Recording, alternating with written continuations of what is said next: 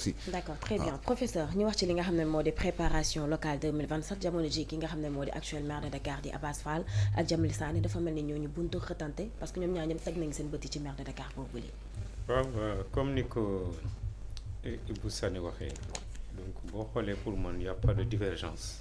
entre Abass Fall ak ki nga xam mooy Jamil Sané parce que ñoom ñëpp membre Pastef lañ bokk te dafa am discipline de parti maanaam bés boo demee ba nga xam ñu ngi confectionner seen ay liste jéem a xool kan mooy dem fii kan mooy dem fii dañ koy def dans les règles de l'art mais nekkul loo xam dañ koy autoproclamer sinon à quoi bon ñu créer un parti politique bàyyi ñëpp sëmbaxaloo di def lu leen neex noonu du dem dafa am nu ñu koy waxtaanee suñuy teg seen ay liste gox bu nekk ñu xam que nga xam ne nii c'est l'homme le mieux placé koo xam ne nii tey mi ngi traîner donc une foule mi ngi jàppale population yaakaar ne kooku mooy kii dafa am baromètre mooy population bi suñ si tollee kenn ku si nekk suñ la nattee xam ne sa population ko bëgg na la fa nga nekk yaa ngi liggéey yaakaar naa ne boo boobaa parti bi dana la plébiscité ñu ne kii kat mooy dem gox fen nañ ko jàppale mais pour l'instant je dis que y a pas de problème nekkagun foofu donc di si def genre spéculation parce que ñoom ce sont des frères ñi ngi liggéey donc ñi ngi déggante ki nga xam ne je peux dire que c'est son patron parce que Abass Fall donc mairie Parcelles fa la bokk donc ba léegi amul benn jafe-jafe mais attendons à ce que ñoom ñu dem si nga xam ne ni mooy teglis yi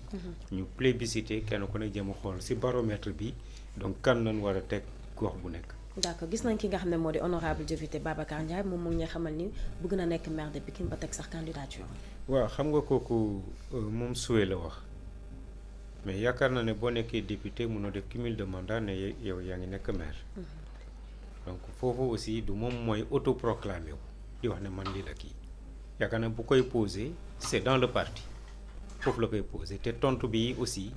donc si règlement intérieur bi dañ koy tontoo foofu laay kiwee parce que moom mën na bëgg keneen mën na bëgg parce que du moom rek moo nekk Pikine am na ñeneen ñoo xam ne ñi ngi nekk Pastef donc ñekk fa ay cadre ñoom it mën naan sëmp seen dënn ne bëgg nañ mais kan mooy arbitrer ce sont les instances du parti ñooy arbitrer te si arbitrage boobu la ñuy def dañ koy def sur des critères objectifs jéem a xool par rapport ak population bi ñi nga xam ne nii tey kii jàpp na ne moom mën na leen ay jàppale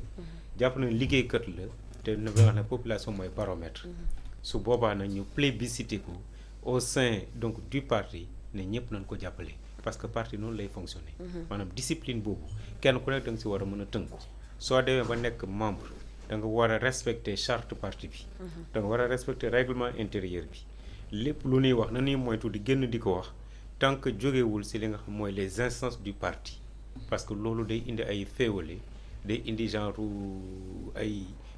donc jafe-jafe lay indi toujours moo tax je dis que quand on est libre dañuy éviter toujours di wax yenn yi tant que réglé wuñ ko au sein donc des instances du parti. d'accord très bien de l'autre côté ñu gis ki nga xam ne moo di Pape Malick Ndour jamono ji bëgg nañ dindi bracelet électronique bi yóbbu ko sous mandat de dépôt. waaw kooku chambre d'accusation bi la c'est normal parce que dañ ko donc placé woon sous bracelet électronique donc bu nu saytoo dossier bi donc mën nañ récuser kii boobu fexe main levée bi mën na def main levée li nga xam mooy bracelet électronique placé ko sous mandat de dépôt. ay avocats am aussi am nañ possibilité former un recours par rapport à la décision de la chambre d'accusation donc saisir Cour suprême mais loolu Cour suprême moom moo si artu mais je dis que c'est tout à fait normal parce que il a été donc placé sous bracelet électronique suñu demee ba saytu dana ne on va donc prendre une décision de main levée de ce bracelet électronique ñu placé ko sous mandat de dépôt parce que ñoom it am na ay arguments yu leer yu tax ñu koy placé sous mandat de dépôt ay avocats aussi am nañ possibilité ñu former un recours devant la Cour suprême donc c'est une question de procédure c'est une bataille procédurale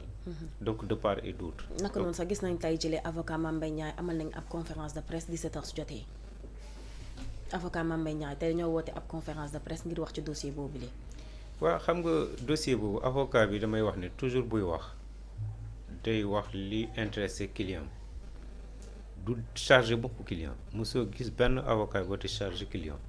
moom li bépp communiqué bu muy def c'est pour décharger son client c'est de bonne guerre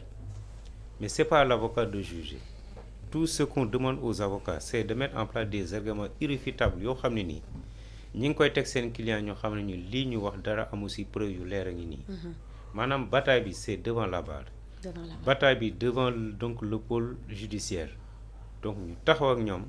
donc tout ce qui est argument ñu indi leen argument irréfutable boo xam ne li ngeen teg ci dossier bi du yoon. parce que ak kii yaa ngi nii. mais booy wax ak population bi souvent la population ñu ci bari xamuñu sooy def un communiqué les gens pensent que ne li ngay wax moo nekk ci yoon. alors que la nekk ce dossier bi en réalité yow waxu ko yow tu cherches coûte que coûte à décharger ton client mais tu ne charges jamais le client amul benn avocat boo xam ne ñuy def communiqué di charger son client. c'est le moo tax ma ne la je ne pas donner crédit à ce qu'ils disent. man lan laa mën a jàpp li nekk ce dossier tu es un avocat ñi ngi am na lu ñuy kii sa client. tu amènes des arguments irréfutables yoo xam li ñuy wax dara amu si nga démonter ko pièce par pièce. des arguments solides. voilà bés boo demee na ba remporter la bataille tu peux tenir un communiqué de presse. pour xamal askan bi lii moo si xewoon mais pour l'instant il y a le secret de l'instruction duñ si wax duñ si xóot parce que dafa ñu tënk. voilà mais communiqué ba peine perdue la ñun ñi nga xam ay juristes lañ donc am na yoo xam ne ñu la ñuy wax ñun yëngaluñ. bien sûr mais ki xamul loolu lay jaaxal. mais ñun ñi xam ak yoon ni muy doxee. ñun loolu ñun jaaxaluñ. d'accord très bien am na solo professeur Adama Diouf ay ca Pape Gueye. voilà Marie ñu wëyal suñu.